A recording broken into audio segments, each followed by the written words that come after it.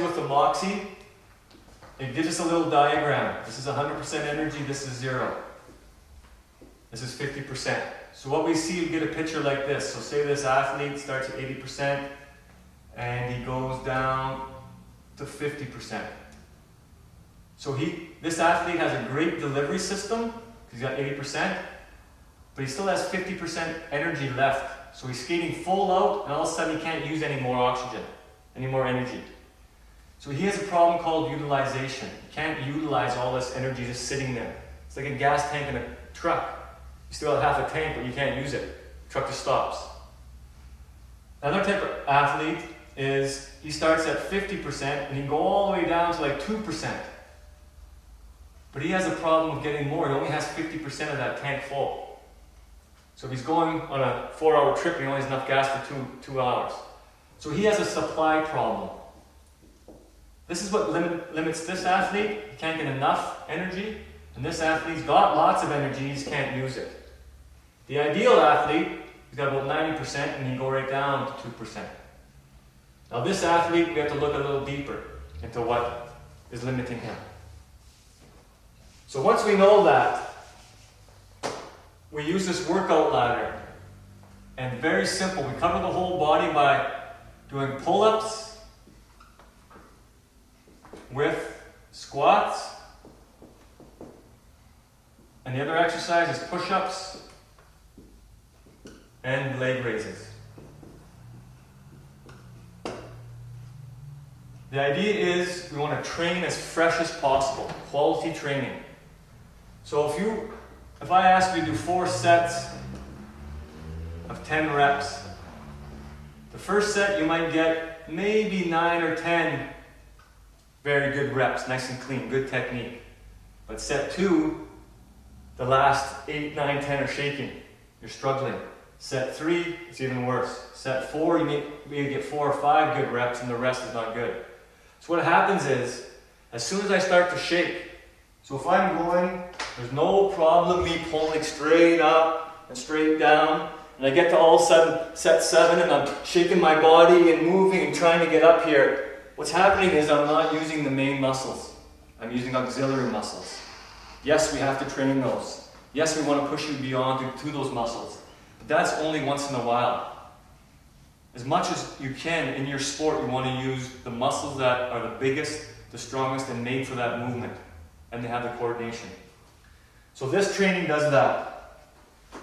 And how we do it, instead of doing 4 sets of 10 reps, for example, we do 1 pull-up, 1 squat. 2 pull-ups, 2 squats. 3 pull-ups, 3 squats. And we start again at the start. That's 1 cycle. Call that 1 cycle. And you just keep on going. As soon as the pull-up starts to get a little tough, the technique breaks down, the tempo breaks down, we drop this. So now we go 1, 1, 2, 2. And keep doing that. And all of a sudden the second rep gets a little, the technique breaks down or the tempo slows, we drop these ones until we get to 1, 1. So ideally you're going to put in around maybe 10 cycles or more. As soon as the technique or the tempo breaks down, that's when you drop 1 set. Keep on going, then you drop another set until you get down to 1, 1, then you're done.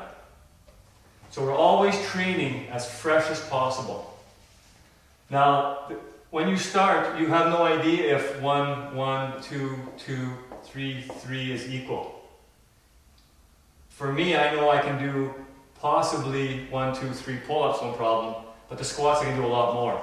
So my squats might be 5, 10, 15.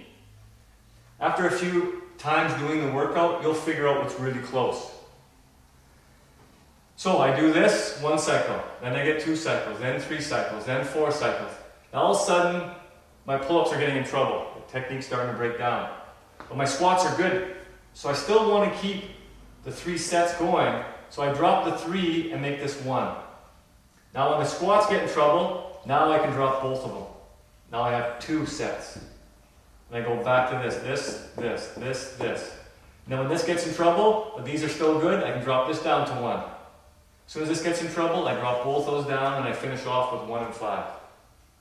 Like I say, once you do it, you'll know how many pull-ups are equal to the squats.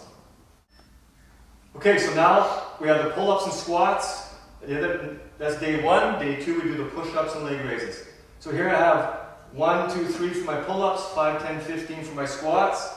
So how it would look, I do the 1 pull-up, nice clean technique, all the way up, all the way down. Now I do my 5 squats. So if my back is good, my technique is clean, so I do 2. If not, I hold on, get a nice, my back is staying nice and straight. 3, 4, 5. Now I do 2 pull-ups and 10 squats. Then 3 pull-ups, 15 squats, and I start over again. That's 1 cycle. So this will create hypertrophy. Lots of size, big size. It'll create strength and strength endurance, but size, because you're going to do a lot of reps. When you add all these cycles up, if you do 10 cycles, and you have 5, 10, that's 30 reps times 10 cycles equals 300 squats. You're going to get bigger.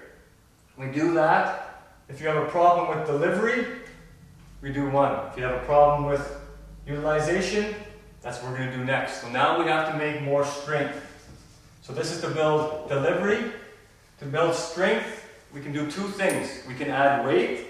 So my squats now, I can do front squats with weight, or put a vest on, or I could do 1-legged squats. So just using my body, which in hockey we really like to do, because we play on 1 foot. So I can grab on and use something to help me out as I get better and better. Or shall we come here? As I progress, now I can do 1-legged squats without holding on. And same as push-ups. We start with the ball, roll the ball out, and then we go to 1 leg. And as we get better and better, we go to 1-arm push-ups. Pull-ups, we have a towel, and we pull up with a towel, and after that, we'll just go to 1 hand, the other hand holding, up and down, and then finally go to 1 arm. So there's 2 ways to progress, adding weight or going to 1 arm or 1 leg.